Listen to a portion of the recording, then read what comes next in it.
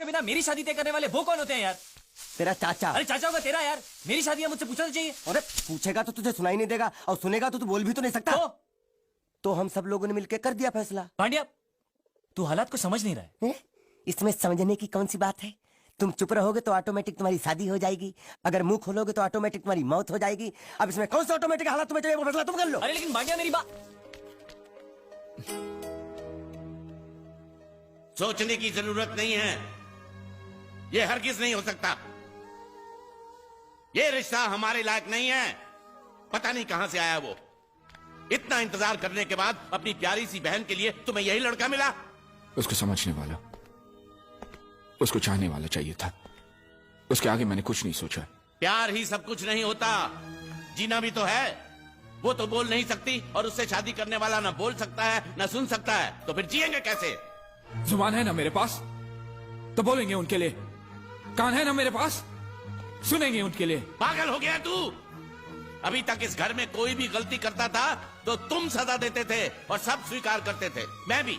और आज तू गलती करने जा रहा है, भुगतेगा तू। मेरी बात याद रखना, बहुत भुगतेगा तू। भुगतूंगा, लेकिन बिना किसी शिकायत के। ये सारी धन दौलत आपकी है काका, आप ही को सौंप दूंगा। खाली हाथ चला जाऊंगा, लेकिन बस इतना चाहता हूं कि मेरी बहन की शादी इसी मंडप में हो। क्या क्या कहा? क्या कहा तुमने? अपनी मेहनत से खड़ी की हुई ये इमारत, ये संपत्ति छोड़कर चले जाओगे ऐसे ही? ये सब जायदाद मेरे किस काम की? मेरे लिए तुझसे बढ़कर और कुछ है क्या? मैं सिर्फ इतना चाहता हूं कि हमारे साथ धोखा ना हो, मेरी बेटी के साथ धोखा ना हो। नहीं काका, मुझे पूरा भरोसा है कि वो हमें धोखा नहीं देगा। भैया,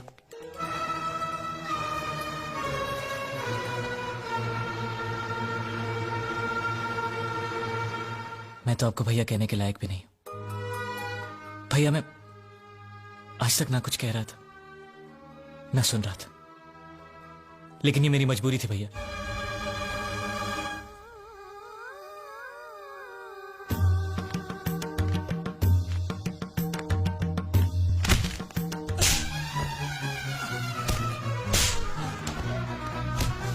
चाची जी, मेरी मजबूरी थी।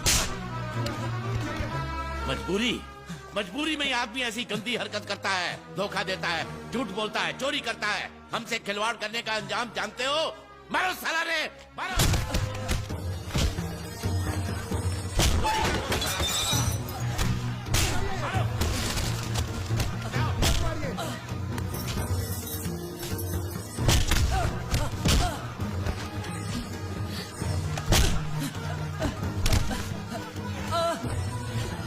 रुक जाओ, छोड़ दो उसे, रुको। अब पता चली तुम्हें इसकी असलियत।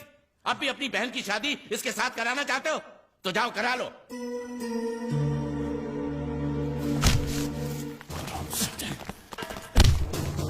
जब मेरी बहन ने कहा तुझे चाहती है तब मैं तरस गया था तेरी मुंह से भैया लफ्ज सुनने के लिए, लेकिन आज मैं यही लफ्ज एक धोखेबाज के मुंह से सुन रहा हूं।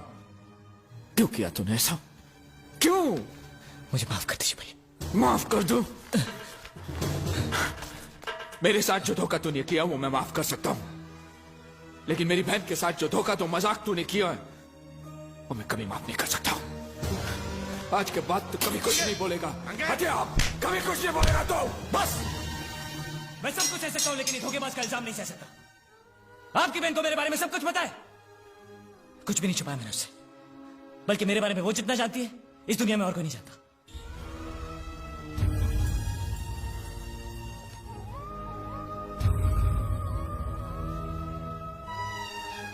अगर तेरी बात सच है और वो भी मुझे तेरी तरह धोखा दे रही है तो आज के बाद मेरी कोई बहन नहीं रहेगी। नहीं भैया,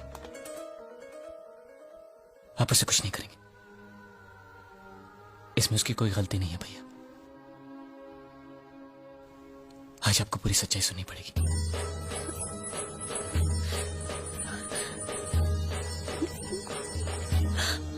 श्रुति,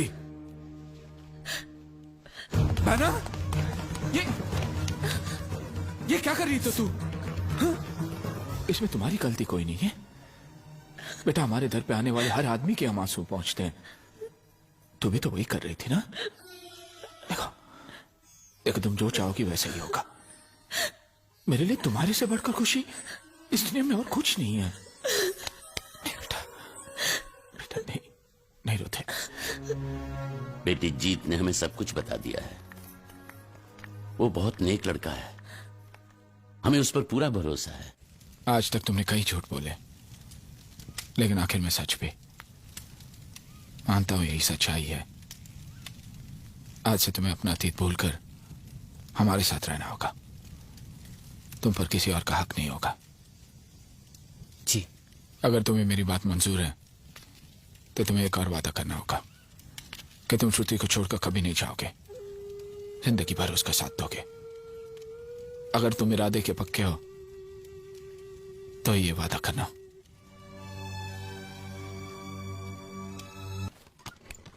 सलाम कर सलाम। अब मैं वो पुराना गुंडिया बाबू नहीं हूँ। ये तेरा सेठ है ना, उसका मैं समधी होने वाला हूँ। क्या समधी? सलाम सर। हाँ, अरे अभी बोल कि गुंडिया सेठ अंदर आइए। इंडिया साहब તમે અંદર આવો। साला मुच्छड़ का मच्छर।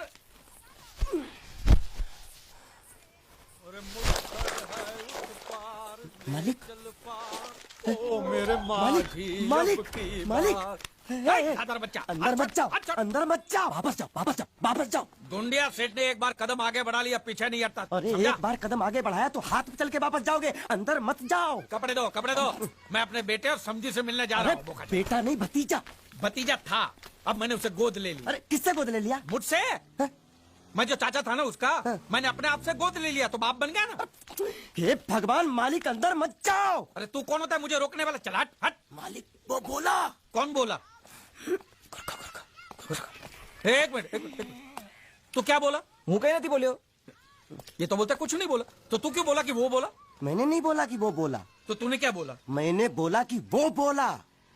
लेकिन मैंने जब उससे पूछा कि वो बोला तो तू बोलता कि वो नहीं बोला, हाँ वो नहीं बोला। और तूने मुझे बोला कि वो बोला। मैंने नहीं बोला कि वो बोला, मैंने बोला कि वो बोला।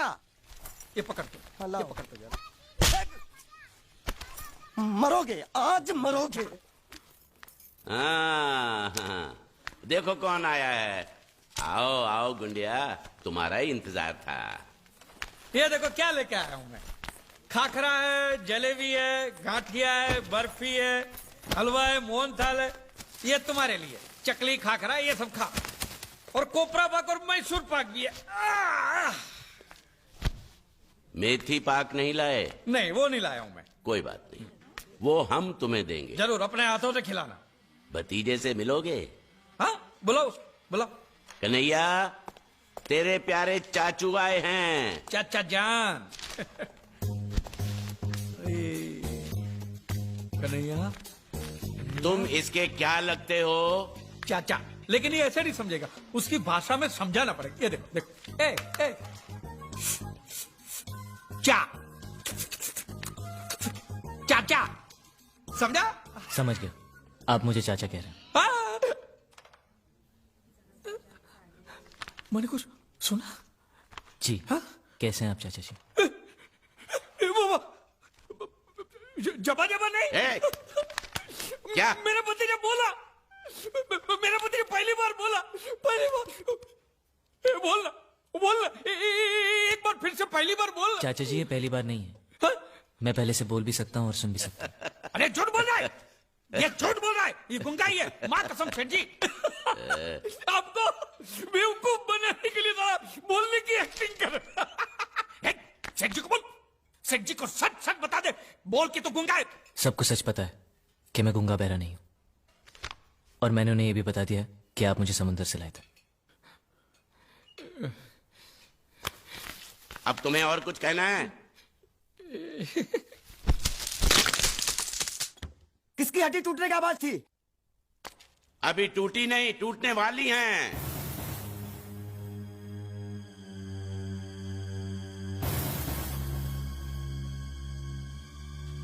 ये सब खा के खत्म कर, फिर मंगल फैसला करेगा कि तेरे साथ क्या करना है।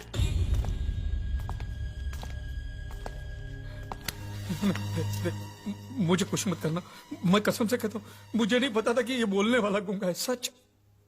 किस रिश्ते से ये तुम्हारा भतीजा लगता है? आप तो जानते कि मैं भारतीय हूँ और सभी भारतवासी मेरे भाई बहन हैं, तो इनमें से ये भी मेरे एक आध भाई का बेटा तो हुआ ना मेरा भतीजा। हमारे भारत में तो ऐसा होता है, पता नहीं आपके गुजरात में कैसा होता है, मैं नहीं जानता। एम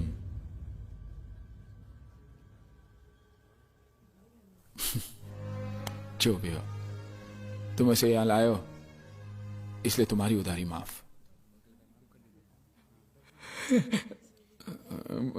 तो ब्याज का क्या है? वो भी माफ, वो भी माफ।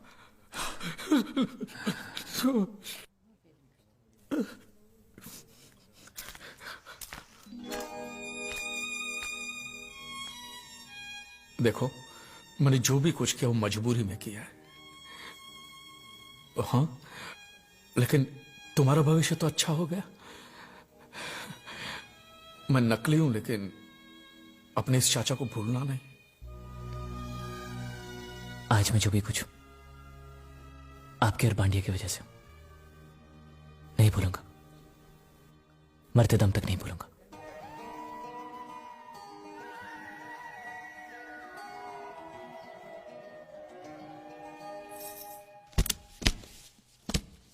ये जीत के करते हो।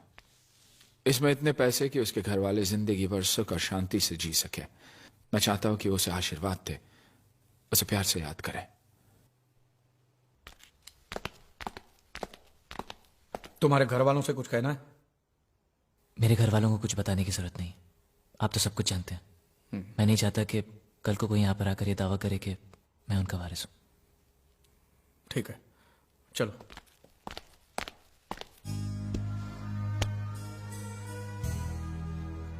नहीं, हमें ये पैसा नहीं चाहिए। अब ऐसा सोच लीजिए जीत ने आपके लिए भेजा है। हाँ, और हमने जो धंधे में कमाया उसमें जीत का भी तो हिस्सा है ना। तुम ही बताओ बेटी, क्या करना चाहिए? आपने बिल्कुल ठीक कहा, हमें इन पैसों की जरूरत नहीं है। क्या करेंगे हम इनका?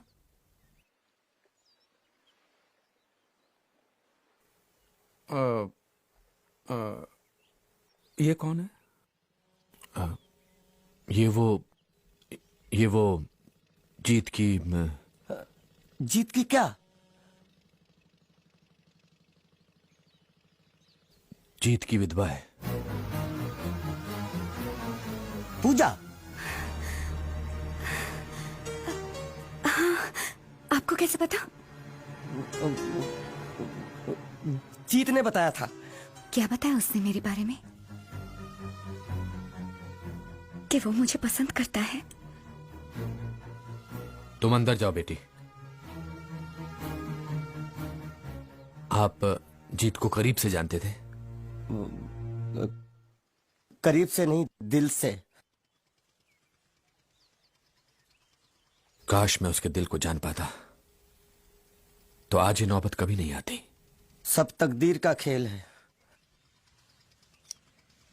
अब तो हम भी यही तसल्ली दे सकते हैं अपने आप को। ये पैसा आप रख लीजिए और इस लड़के की शादी करवा दीजिए।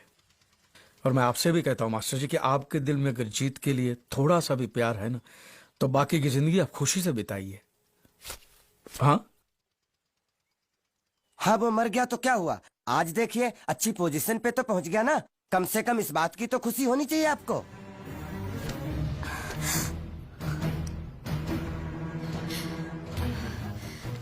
कितनी बार कहा, लेकिन किसी ने मेरी बात का यकीन नहीं किया।